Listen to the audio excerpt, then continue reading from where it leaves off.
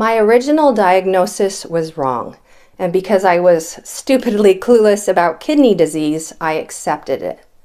Believing that your thoughts and feelings and experiences don't matter because you lack credentials will negatively affect the health care you receive. If I had been a better advocate for my health, I might have been able to extend the life of my natural kidneys.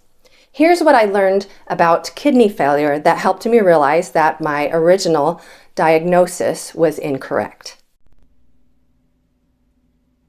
There are two types of kidney failure, acute and chronic. Acute kidney failure, also known as acute kidney injury, comes on suddenly and is the temporary loss of kidney function. It is reversible if treated quickly and correctly. There are three different categories of acute kidney failure. The first one is pre-renal acute kidney failure, and that's when the blood supply to the kidneys are reduced and they're not getting enough oxygen. Things that can cause that would be a heart attack, loss of blood pressure, loss of blood, and also medicines like NSAIDs. The second is renal acute kidney failure, which is caused by direct damage or injury to the kidney.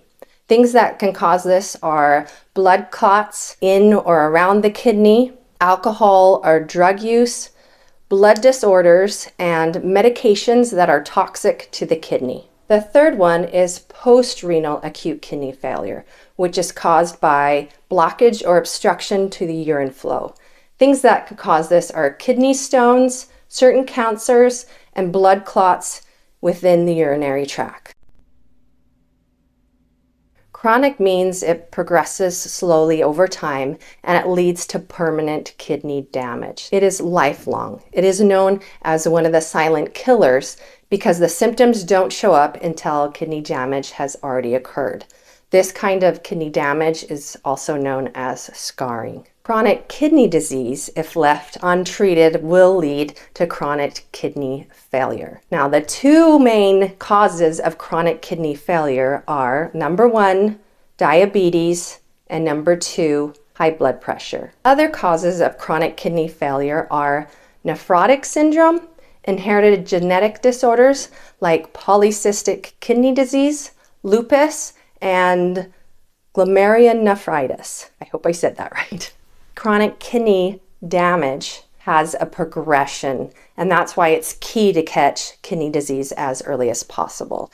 So it starts out as inflammation. The kidneys are unhappy, and I imagine it being like a rash or hives or like a light burn on your skin. If you catch it really early and take care of it, then it can heal and everything can go back to normal. If you don't take care of this inflammation, it's going to lead to kidney injury.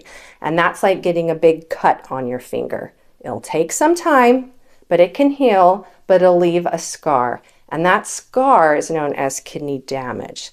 So you can heal and improve from that, but you will always be susceptible to kidney disease. If you don't take care of this kidney injury and you continue to let yourself get, like on your finger, continue to get those cuts, it's going to lead to kidney damage or kidney scarring. So the scarring is when the cells are dead. It's like cutting off your finger. You're not going to be able to grow that back. At least we don't have the technology to be able to do that for our kidneys. Once the kidneys are scarred, they can no longer function.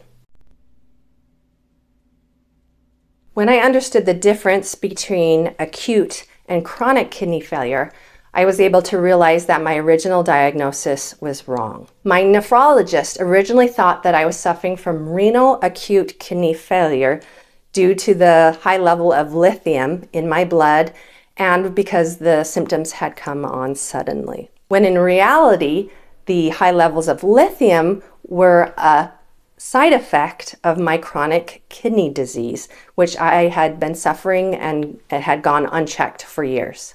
If I had shared with my nephrologist all the symptoms I was experiencing, I didn't even think to tell him about the swelling in my ankles and my feet and my hands when I exercised, and the puffiness around my eyes and the itchiness in my scalp. I think he would have looked at my blood work more carefully. The more knowledge you gain about kidney disease, about its signs and its symptoms, and your own diagnosis, the better prepared you are to work with your doctor. The relationship between you and your doctor should be a partnership. No doctor is a mind reader, and no doctor should be solely responsible for your health. They are human, they are not perfect, they do not have all the answers, and they cannot force you to follow their instructions. They have the tools, and if you don't give them all the information, they can't use those tools to help you. Your self-awareness and experiences will help you know if your doctor is listening to you or not.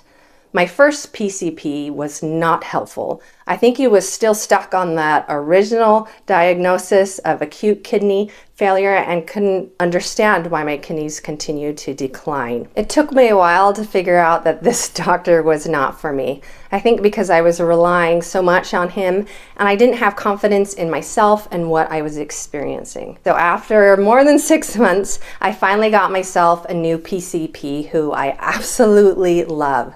She listens to me and takes what I say seriously. I can't go back in time. I can't change what happened, but I can hopefully help somebody else not make the same mistakes that I did.